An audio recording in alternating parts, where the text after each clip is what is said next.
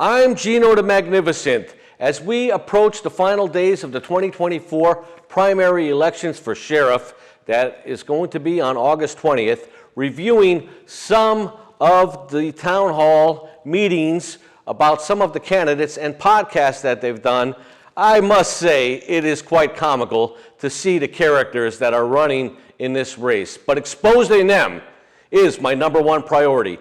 Please know who you are voting for.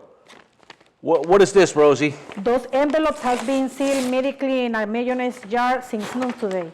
No one knows the answers to these questions in advance except you and your divine way, Gino the Magnificent. On day one, he promises to violate the officers' Bill of Rights and not give them an opportunity to explain themselves regarding a complaint.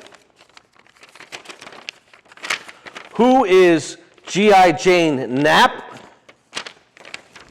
So one of the things that I'll have to go into it a little bit. The way our investigations work, internal investigations, is you receive a complaint, Internal Affairs receives it, or PCB. They go out and they are a fact-finding entity. In other words, they don't give an opinion. They just say, these are the, this is what the person said. They find the allegation and they basically interview everyone. That file now goes to a disposition panel. The disposition panel is made up of either a chief and 2 majors or 3 majors, whatever the structure is. The problem with it is that we all know each other. There's 3,200 cops. Through the years, by the time you're a major or you're a chief, you kind of know who's who. So my proposition is that from now on, that disposition panel gets redacted cases so that they don't know the district and they don't know the name and badge of the person involved. That way, if it's your brother, sister's uncle, you are giving, you're finding your sustained or not sustained allegation, or sustaining the allegation based on the facts, not on the person. And then it goes to the departmental discipline coordinator, then it goes back to the major, and they determine what the discipline is going to be, but the discipline is based on, now that major has the ability to make it based on that officer's history, but not on, not on the facts. The person did not influence the facts. So that's just one example of how we need to do this in a way that's transparent and the integrity is kept. Thank you. Come on, G.I. Jane Knapp. Are you serious? You're going to cross the name out on the complaint, the address of the complaint, so the Internal Affairs investigator has no idea what district the complaint is, the address that this complaint occurred on. You're going to have the detective call the complainant in the community. By the way, please don't tell me that officer's name. I can't see if he's a brother or a friend. Is that because your brother, Mario, was not arrested for a DUI and it was all over the news as a cover-up? What would have happened to your brother if this so-called name was redacted? It gets better. It gets better. How is a detective able to call the officer and interview this officer? Oh, wait, maybe we'll have a decoder machine. This is Detective Knapp from Internal Affairs. Yes, I am the officer you have requested an interview with, and you might not recognize my voice, but here's what happened. Are you serious? And no one's going to know what district, what area the complaint is. You won't know if it's a black neighborhood. You won't know if it's a white neighborhood because the address is dropped out, or you won't see other complaints that this officer had to see if it's continuous violation and problem. You know, Mario, G.I. Jane Knapp, instead of running for sheriff of Miami-Dade County, why don't you run for sheriff of Fantasyland? I don't think so. This candidate says there's going to be big changes if they are elected for Miami-Dade County Sheriff. Who is Dingbat Rosie? One of the things that I think that I would like to change, right, when I'm sheriff, is the allowing for the opportunity of the creation of more interaction with our community. Come on, Rosie. You're an assistant chief with Miami-Dade County. At all of the town halls, you have never mentioned anything that you stand for or what you're going to do. But yet in a podcast, you're saying, oh, I'm going to make a big change. When an officer is on the scene, he's going to stay there a little bit longer rather than check it back into service so we could be in touch with the community more. Why haven't you done that as an assistant chief? You're sounding like Kamala Harris, for God's sake. do this and implement it, but you need to become sheriff to implement that strategy. Fast forward, that relationship led me to sit down with President Trump for 20 minutes and have a one-on-one conversation with him. Oh, and yes, you're the only one who says you sat down with Donald Trump, you got his endorsement, you sat with him for 20 minutes, but you're the only person that has never taken a picture with him. What happened to the selfie, Rosie? What happened to the selfie? Everyone that meets Donald Trump or any celebrity usually takes a picture, especially on a sit-down. I have never seen you post this so-called meeting pic on social media, even a goodbye pic next to him, holding him. Not on your Instagram account, not on your Facebook account. Whoa, wait. Gino the Magnificent has a message from President Joe Biden. It never happened, Rosie. It never happened.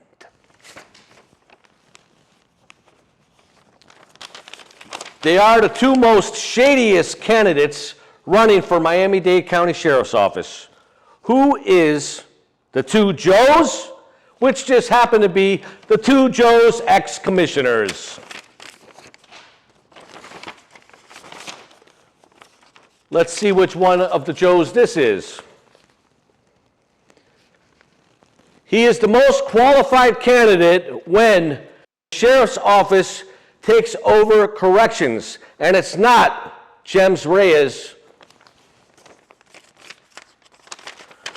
Who is Joe Martinez, cellmate number 72544? Government, what a sheriff can, can't do, or doesn't have to do that currently is being imposed on the Miami-Dade Police Department. Come on, Joe. You're suspended as a commissioner, but yet you're running for the sheriff's office. If you make it, you'll be immediately suspended as sheriff, just what the county needs. That's what the Banana Republic is all about. You know why Gino the Magnificent says that you are running for Miami-Dade County Sheriff? Well, as a commissioner, you had over $200,000 left in your political committee account, your PAC. And as a candidate for office, you can now use all the poor souls' money who donated to you to pay for your attorney's fees with Kendall Coffee. Are you kidding me, Joe? Taking advantage of the sheriff's office just to use money for your legal fees? I don't think so. He goes around degrading officers of the police department and the training facility of the Miami-Dade County Police Department, calling it the worst training facility that he has ever toured and he has ever attended classes at. And he's also taken pride in never being indicted, or should I say never being indicted yet. Who is this character? Who is Beanstalk Joe? Joe Sanchez? Give you the best equipment that I could give you for you to do your job. And the best equipment for you to protect yourself, to make sure that you go home every night to your family, all right? I'm gonna give them the best possible tools for them to work and be able to do their jobs. But I'm also going to give them a basketball. I'm going to give them a football and a soccer ball. Yeah. Listen, I visited their training facility. It's an embarrassment. I'm sorry, but it's an embarrassment.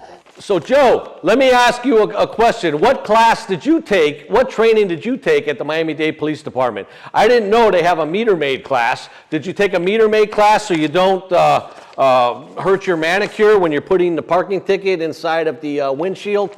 Come on, Joe, be serious. Your idea of training and how you're going to equip officers with the best equipment is to give them a football and a freaking basketball in their police car? Are you serious, Joe? Come on, what are they going to do? Show up on a shooting scene where you have an active shooter killing our kids? Joe, cover me with the football. I got the basketball. Let's get him. Jesus Christ almighty. Good job, Joe. You just knocked over my vase that cost me $500 freaking dollars.